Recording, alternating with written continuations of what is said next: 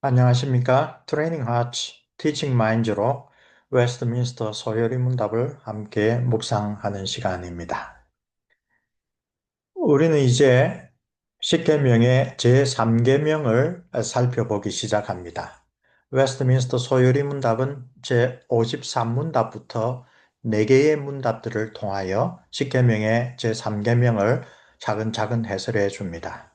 우선 제53문, 오늘 우리가 묵상하는 이 문답에서 제3계명이 무엇인지 그 본문을 밝혀줍니다. 제3계명은 너의 하나님 야훼의 이름을 망령되게 일컫지 말아라. 그리고 그 이유로 그 야훼 하나님은 자기의 이름을 남용하는 자들을 결코 죄 없다라고 여기지 않을 것이다. 그래서 제3계명은 이 계명에 명령하는 바 그리고 그 명령이 왜 주어졌는지 그 이유가 무엇인지를 함께 연결하여 우리에게 가르치고 있습니다. 하나님의 이름은 하나님이 어떤 분인지를 밝혀주는 중요한 계시의 내용입니다. 하나님의 이름이라고 하면서 제일 먼저 우리가 생각해야 될 게 과연 이름이 무엇인가 라고 하는 것을 먼저 생각해야 됩니다. 우리 인간의 이름에도 그 이름은 그가 어떤 사람인지를 드러내는 그런 의미가 있는데 성경에서 자기의 이름을 계시하신 하나님은 그 이름을 통하여 하나님이 어떤 분인지, 하나님은 우리에게 어떤 일을 해주셨는지, 그리고 한 걸음 더 나아가서 우리가 오늘 묵상에서 거듭 반복하겠지만 그 하나님에 대하여 우리가 어떤 반응을 보여야 하는지를 가르쳐주는 중요한 계시의 수단입니다.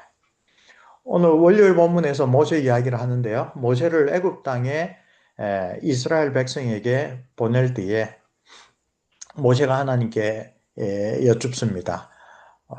애굽에 있는 이스라엘 사람들이 누가 당신을 보냈느냐라고 물으면 내가 무엇이라고 대답을 해야 할까요? 그때에 모세의 질문을 받으셔서 하나님은 자기가 누구인지를 밝혀주는 이름을 두 가지로 알려주셨습니다. 그것이 오늘 본문 이 출애굽기 3장 14절로 15절에 있는 말씀입니다. 하나님이 모세에게 말씀하셨습니다. 나는 영원한 하나님이다. Eternal God. 그래서 그들에게 이름이 야훼, 곧 나는 스스로 존재하는 자다라고 번역될 수 있는 그 이름을 먼저 알려주셨습니다. 두 번째로 15절에 가면 그 하나님은 이스라엘 백성들의 조상인 거룩한 족장들 아브라함과 이삭과 야곱의 하나님이라고 또 한 가지 이름을 덧붙여 알려주셨습니다. 스스로 있는 자라는 첫 번째 이름은 하나님의 유일무이하신 신성, 하나님만이 참된 신이다라는 것을 가르쳐 준다면 아브라함과 이삭과 야곱의 하나님이라는 두 번째 이름은 언약의 하나님, 조상들과 맺은 그 약속을 지키시는 하나님, 구속의 역사를 통하여 자기를 드러내 보여주실 하나님인 것을 알려주시는 이름이었습니다.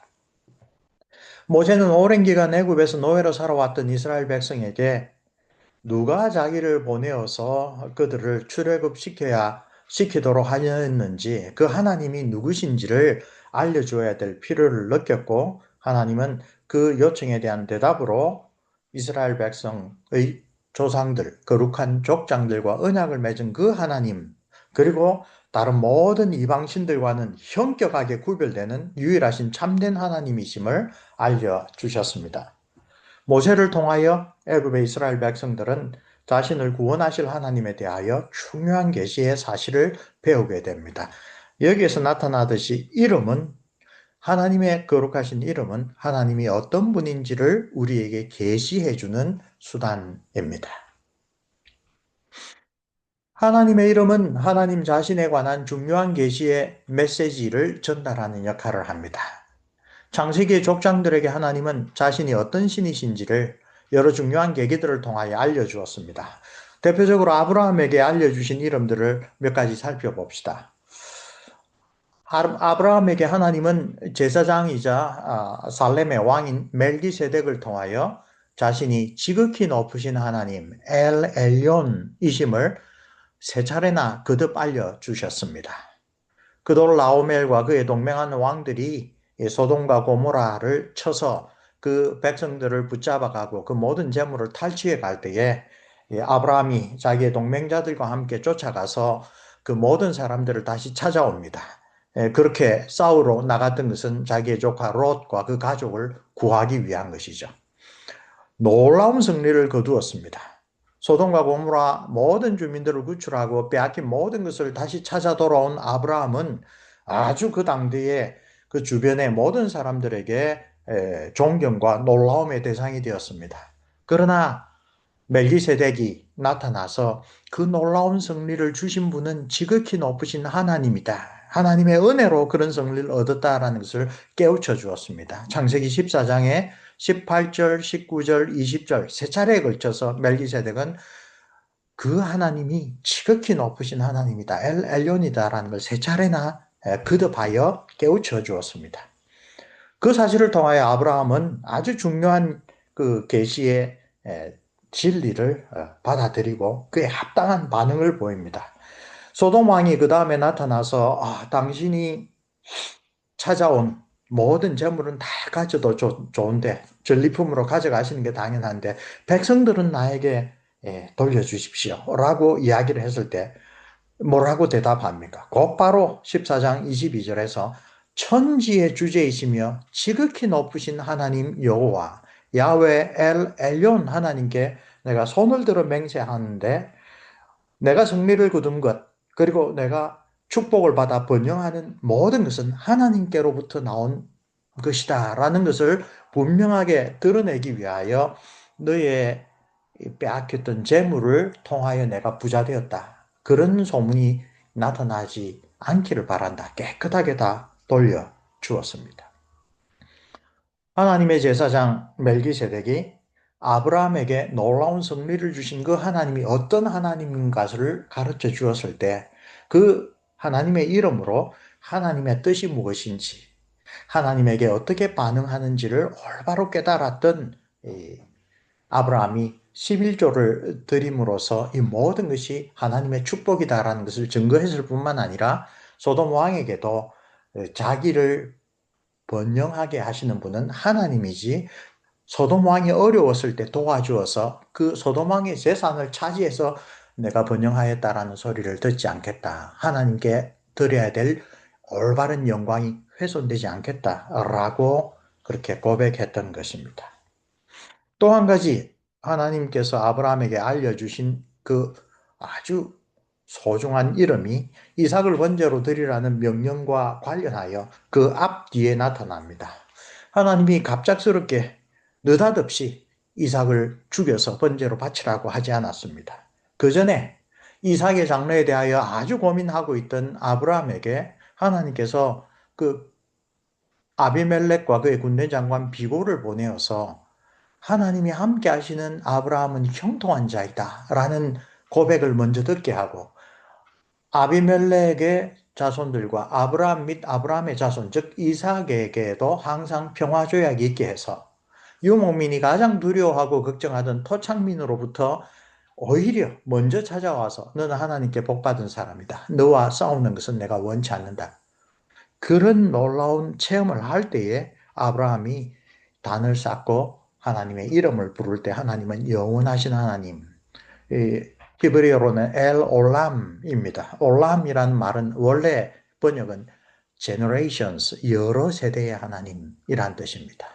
즉 이 이름으로 아브라함은 아비멜렉과 비골이 와서 먼저 이 화해의 조약을 제안한 것을 통하여 하나님께서 나의 평생도 지켜주신 하나님인데 나의 다음 세대인 이삭도 평생 지켜주실 언약의 하나님이다 라는 것을 고백하였습니다. 그것이 여기에 이름 엘 올람에서 나옵니다. 그리고는 그런 하나님의 분명한 약속을 얻었기 때문에 이삭을 죽여서 번제로 바치라라는 난제와도 같은 그런 명령을 받았을 때 나중에 히브리서의 사도가 잘 해석했듯이 모리아산을 가까이 갔을 때 그 하인들 둘에게 우리가 가서 예배드리고 우리가 돌아온다라는 유명한 말을 합니다. 바로 아브라함의 그 고백에서 히브리서의 사도는 하나님이 언약의 자손으로 대대로 지켜주신다고 약속하신 그 이삭을 바치라 하였으니 아브라함은 하나님께서 이삭을 희생제물로 바치면 그가 죽더라도 다시 살리실 것을 믿었다라고 그렇게 설명하고 있죠. 아브라함은 예수 그리스도의 부활 훨씬 전에 구약의 그 옛날 시절에 자기가 믿는 하나님은 영생하시는 하나님, 죽은 자도 다시 살리실 하나님이라는 것을 믿었고, 그리하여 그가 정말 순종하려고 할 때 하나님께서 그를 대신하여 이삭을 대신하여 제물을 준비하셨다. 그래서 여호와 이레의 하나님, 하나님의 산에서 모든 것이 준비되어 있다라는 그런 이름을 또 알게 되었죠. 아브라함뿐만 아니라 모세도 그 하나님의 이름을 알아가는 것이 이처럼 신앙의 성숙과 긴밀하게 연결되어 있는 하나님의 계시였습니다. 시내산에서 하나님은 모세에게 자기의 이름을 선포하면서 여호와라 여호와라 자비롭고 은혜롭고 노하기를 더디하고 인자와 진실이 많은 하나님이라고 자신을 계시하셨습니다. 제 3계명에서 하나님의 이름을 망령되게 일컫지 말라라고 경고하신 것은 바로 그 하나님의 이름은 이처럼 소중한 계시이자 하나님에 대하여 우리가 바르게 알아야 될 중요한 메시지이기 때문에 결코 우리가 함부로 써서는 안 될 그러한 이름입니다. 시편을 소개를 합니다. 시편 8편 1편 여호와 우리 주여 주의 이름이 온 땅에 어찌 그리 아름다운지요 주의 영광이 하늘을 덮었나이다. 시편 8편 1편입니다. 여호와여 영광을 우리에게 돌리지 마옵소서. 우리에게 돌리지 마옵소서. 오직 주는 인자하시고 진실하심으로 주의 이름에만 영광을 돌리소서. 시편 115편 1절입니다. 시편 기자들의 이런 찬양과 고백은 하나님의 이름에 합당한 반응이 무엇인지 잘 가르쳐 줍니다. 그것은 그 이름에 합당한 찬양과 경배와 영광을 돌리는 일입니다. 시편 145편을 주목하여 봅시다. 시편 145편을 읽어보면 하나님의 그 영화로운 이름에 대한 합당한 반응을 잘 보여줍니다. 그것이 또한 그 백성을 위한 일이라는 사실을 증거합니다. 시편 곳곳에서 우리가 발견할 수 있지만 특별히 시편 145편에서 제3계명을 잘 지킨다는 것이 무엇인지 우리는 그 생생한 한 사례를 발견합니다. 그것은 인생의 본문과 직결됩니다. 하나님을 영화롭게 하고 영원히 그분을 즐기는 일, 우리 소요리문답의 첫 번째로 가르치는 중요한 교훈을 또한 잘 깨우쳐주는 시편이기도 합니다. 시편 145편은 주님의 이름을 송축하겠노라라는 고백으로 시작하여서 하나님을 대표하여 우리에게 알려주는 계시의 내용들, 곧 하나님은 어떤 분이시며 우리 인생을 위하여 어떤 놀랍고 은혜로운 일을 하셨는지 그것을 생각하면서 찬양과 감사를 올리는 그런 내용입니다. 제3계명을 우리가 어떻게 잘 깨닫고 지켜야 되는가? 단적인 한 예로 시편 145편을 우리가 읽고 묵상하면 잘 알 수가 있습니다. 하나님의 이름에 합당한 영광을 돌리는 일이 얼마나 중요한지 단적으로 가르쳐주는 것이 신약 성경에 있어 우리에게 제시하신 주기도문입니다. 제자들이 예수님의 기도하시는 것을 여러 차례 지켜보다가 자신들의 기도가 부족한 것을 아마 깨달았겠죠. 예수님에게 우리에게 기도를 가르쳐 주십시오 라고 요청했습니다. 그래서 그의 제자들에게 그리고 그 제자들을 통하여 모든 하나님의 백성 그리스도인들에게 가르쳐 주신 기도가 바로 6가지 강구로 이루어져 있는 주기도문입니다. 그런데 그 6가지 강구 가운데 첫 번째 강구의 내용이 무엇입니까? 제3계명과 직결됩니다. 아버지여 이름이 거룩히 여김을 받으시오며. 이 번역은 누가복음 11장에 있는 이 기도문의 대로입니다. 마태복음 6장 9절에 우리가 예전을 통하여 드리는 공식적인 기도는 이름이 거룩히 여김을 받으시오며, 이 앞에 생략된 게 당신의 이름이 거룩히 여김을 받으시오며 라고 번역되어 있습니다. 하나님의 이름, 곧 하나님에 관한 중요한 계시에 대하여 우리가 어떤 태도와 자세를 가져야 하는지 이 첫째 강구가 보여줍니다. 하나님의 이름이 거룩히 여김을 받아야 합니다. 우리가 그렇게 하나님의 이름을 거룩하게 받들도록 해 주옵소서. 그런 강구입니다. 우리가 잘 알듯이 기도는 넓게 보면 하나님과의 대화의 한 가지 방식입니다. 즉 하나님과의 사귐을 가능하게 하는 중요한 하나의 수단입니다. 그 거룩한 사귐에서 우리는 하나님의 이름을 통하여 하나님이 어떤 분이신지, 우리를 위하여 어떤 은혜롭고 놀라운 일을 베풀어 주셨는지, 따라서 우리는 어떻게 그 이름에 합당한 반응, 곧 경배와 찬양으로 그 이름의 영광을 돌려야 할 것인지 주목하여 배워야 합니다. 제3계명은 가장 중요하게 하나님이 자신을 드러내는, 계시해주는 그 이름에 대한 교훈입니다. 그에 대한 합당한 우리의 반응을 가르쳐 줍니다.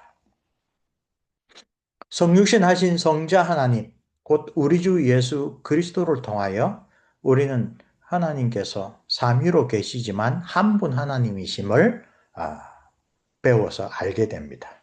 삼위일체라고 보통 번역되는 그것은 three persons in one Godhead. 신성에 있어서는 동일하신 한 분 하나님입니다. 그런데 서로 사랑하고 교제하는 성부, 성자, 성령 삼위로 계십니다.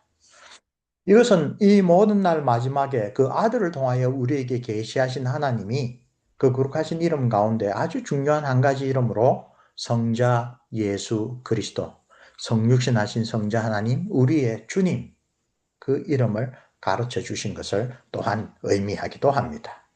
사도적인 교훈에 따라 우리가 믿는 하나님의 신비한 존재를 묵상한 고대 기독교회의 교부들은 중요한 교회 일치 신조들을 통하여 니케아, 콘스탄티노플, 에베소, 칼세돈 이런 에큐메니칼 신조들을 통하여 성부, 성자, 성령 하나님은 동일하신 하나님, 동일하신 신성을 가지신 삼위 하나님이라고 고백하여 가르쳤습니다. 그리고 그 이름에 합당한 존귀와 영광을 성부 하나님뿐만 아니라 성자 하나님 그리고 성령 하나님께도 동등하게 돌려야 한다라는 올바른 경건, 올바른 예배의 자세도 함께 강조하였습니다. 그 대표적인 것이 왼쪽 그림에 있는 381년 콘스탄티노플 공회에서 완성된 니케아 신조입니다.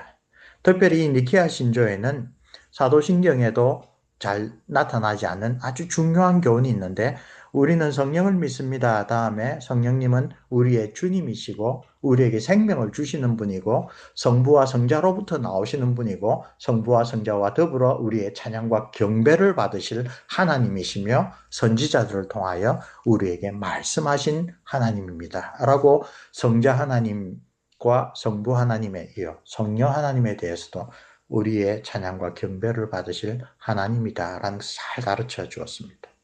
그러므로 제3계명에서 명하는 바 하나님의 이름에 마땅히 돌려야 될 존경과 찬양과 영광은 성자이신 우리 주 예수 그리스도에게 그리고 성화의 주님이신 성령 하나님께도 동일하게 돌려드려야 한다. 우리가 바쳐야 한다라는 것을 신약을 통하여 아주 분명하게 우리가 배우게 됩니다. 자, 53문답에서 3계명이 무엇인가를 먼저 가르치고 그 다음에 소요리 문답의 전례대로 그 다음 문답에서는 이 3계명이 우리에게 하라고 명하는 바, 그 다음 문답에서는 하지 말라고 명하는 바, 그 다음에 네 번째 문답에서는 왜 그렇게 하는지 그 이유에 대해서 하나씩 살펴볼 것입니다. 우리가 10계명을 묵상하기 시작할 때 대요리 문답에서 99문답이 가르치는 대로 10계명을 올바르게 이해하는 원리들을 살펴보았습니다. 거기에서 10계명은 하라, 하지 말라, 그것만 지키면 되는 실정법이 아니라 그 계명이 가르쳐주는 아주 깊은 원리라는 것을 이해해야 한다라는 것을 우리가 살펴보았습니다. 그래서 제3계명에 대한 앞으로 살펴볼 해설에서도 야훼라는 하나님의 이름을 망령되게 일컫는 행위 그 자체에 그치는 것이 아니라 그렇게 명하는 3계명을 통하여 하나님께서 우리에게 원하시는 바가 무엇인지 성경 전체의 교훈에 근거하여 살펴볼 수 있습니다. 그래서 야훼라는 하나님의 구체적인 이름뿐 아니라 하나님이 자기를 계시하는 모든 수단들, 하나님에 대한 칭호, 하나님의 속성, 하나님이 내려주신 규례, 하나님의 말씀, 성례, 기도, 맹세, 서약 이런 모든 것이 이 삼계명에서 하나님의 이름이라고 하는 것과 연결된다는 것을 우리가 곧 배우게 됩니다. 이 계명을 통하여 하나님을 영화롭게 하는 법을 그래서 바르게 배웁니다. 홈리와 비나스 이야기도 상계명과 직결되는 것이 바로 그들이 하나님의 이름을 구체적으로 잘못 이용했다라는 말은 없지만 그들의 타락한 행실들은 제3계명을 어기는 아주 심각한 사안이었던 것이 바로 하나님의 이름은 그분의 칭호, 속성, 규례, 말씀, 성례, 기도, 맹세, 서약 등등 하나님이 어떤 분인지를 알려주시는 모든 것과 연결되어 있기 때문에 그렇습니다. 아래 그림을 보면 하나님의 이름들 가운데 몇 가지 대표하여 야훼라는 이름, 이 야훼라는 이름을 쓰지 않는 이 유대인들의 잘못된 관습에 따라 KJV에서도 대문자로 로드라고 이렇게 보통 표현합니다. 대문자로 나오는 로드는 히브리어 원문에서 야훼라는 그 표현을 우회적으로 표현한 것입니다. 그 다음에 주라고 하는 아도나이, 엘로힘, 또 Father, 엘 샤다이, 엘 엘yon, 엘 올람 뭐 이런 이름들이 있습니다. 우리 교회학적으로는 하나님의 이름, 하나님께서 자신을 계시하신 중요한 방편인 그의 이름을 세 가지 종류로 나눕니다. 하나님의 고유한 이름으로 대표적인 것이 야훼라는 이름입니다. 또 예수 그리스도라는 이름, 혹은 또 임마누엘이라는 이름, 이건 역시 모든 열방의 우상들이 아니라 오직 우리 하나님께만 적용된 고유한 이름입니다. 두 번째는 그보다 훨씬 더 많은 것이 속성적 이름입니다. 여기 엘로 시작하는 모든 것 다음에는 속성입니다. 샤다이, 전능하신 분, 엘yon, 지극히 높으신 분, 올람, 여러 세대의 하나님, 영원한 하나님, 이 엘로이, 이 목자이신 하나님, 그렇게 엘과 붙어서 나오는 것들은 하나님이 어떤 분인가, 거룩하시다, 지극히 높으시다, 전능하시다, 극률하시다, 영원하시다. 하나님의 속성들이 하나님을 발표하는 이름들로 나온 것이 가장 두드러지게 많이 나타납니다. 그런 다음 성삼위 하나님의 내적인 관계를 보여주는 아버지 하나님, 아들 하나님, 영이신 하나님, 성부, 성자, 성령이라는 명칭은 위격적인 삼위라고 할 때 그 위격적인 이름입니다. 크게 이 세 가지로 하나님의 이름들이 성경에서 풍성하게 나타난다라는 것을 우리가 알게 됩니다. 자, 하나님의 이름은 하나님을 나타내는 모든 것이다. 앞서 소개했죠. 그런데 출애굽기 20장의 십계명에는 이 야훼 혹은 여호와라는 독특한 성호를 언급하면서 이 이름을 함부로 사용하지 말라고 이야기를 합니다.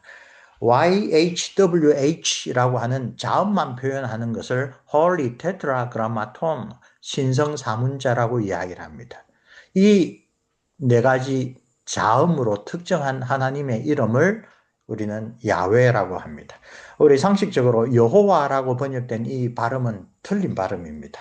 아도나이라고 하는 주님이라는 뜻의 단어에 사용된 모음을 YHWH에 붙여서 나온 발음이 여호와이기 때문에 이건 어원적으로 옳지 않습니다. 고대 기독교회의 교부들 가운데 테오토레투스 또 알렉산드리아 클레멘스 같은 초대 교회의 교부들은 벌써 그 당시에부터 히브리어 가운데 존재하다 영어의 비동사와 같은 하야라는 동사에서 이 야훼라고 하는 이름이 나왔다라고 가르쳤고, 그래서 오늘날 거의 95% 이상 확실하다라고 주장되는 올바른 발음은 야훼입니다. 창세기에서 무수하게 발견되듯이 야훼라는 이름 자체는 아브라함을 비롯한 거룩한 족장들에게도 이미 알려져 있었지만 출애굽기에 들어와서 이 야훼라는 성호가 구속사적인 의미를 강하게 드러냅니다. 모세에게 이 성호를 알려주시고 애굽에 있는 이스라엘 백성들에게 그들의 하나님이 야훼 하나님이라고 선포하라고 하셨을 때 그 뜻은 내가 그곳에 함께 하겠다.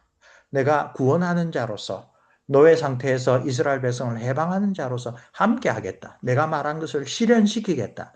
너희 조상 아브라함과 이삭과 야곱에게 준 언약을 출애굽이라는 놀라운 역사를 통하여 진실로 입증하겠다라는 구속사적인 의미를 담은 것입니다.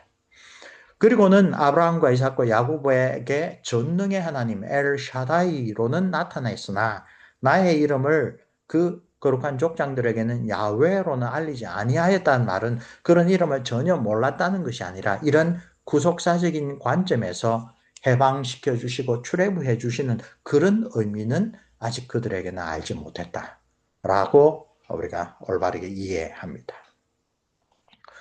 하나님의 이름이 대표하는 바, 십계명의 돌판을 새로 마련해 주실 때 하나님은 모세에게 야훼라는 이름을 선포하면서 이렇게 자신을 계시하셨습니다. 여호와께서 구름 가운데 강림하사 그와 함께 거기 서서 여호와의 이름을 선포하실 때 여호와께서 그의 앞으로 지나시며 선포하시되 여호와라 여호와라 자비롭고 은혜롭고 노하기를 더디하고 인자와 진실이 많은 하나님이라. 이 야훼라고 불리우는 언약의 하나님, 곧 아브라함과 이삭과 야곱의 하나님이 어떤 분이신지 설명해주는 그 속성적인 이름이 자비로우신 분, 은혜로우신 분, 노하기를 더디하시는 분, 인자와 진실이 많으신 분이라고 표현한 것입니다. 달리 말하자면 하나님의 이름은 하나님이 어떤 분인지를 대표하여 나타내는 것입니다. 그래서 웨스트민스터 대소유리문답은 제3계명이 하나님의 이름, 칭호, 속성, 규례, 말씀, 행사를 모두 내포하고 있다라고 해석합니다. 대유리문답은 하나님이 자신을 나타내시는 모든 것이 이 3계명의 대상이라고 아주 바르게 가르치고 있습니다. 따라서 이 계명이 다루는 범위는 대단히 넓습니다. 장로교회의 대유리문답은 심지어 하나님의 말씀을 잘못 해석하거나 잘못 적용하는 것 역시 제3계명이 금하는 내용이라고 해설합니다.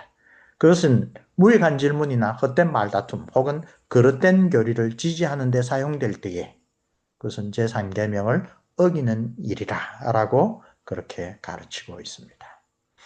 자, 우리는 제3계명의 첫 번째 내용을 묵상했습니다. 이제 다음번에 계속하여 제3계명이 우리에게 하라고 명하는 것, 적극적인 측면은 무엇인지를 함께 살펴보겠습니다. 수고하셨습니다.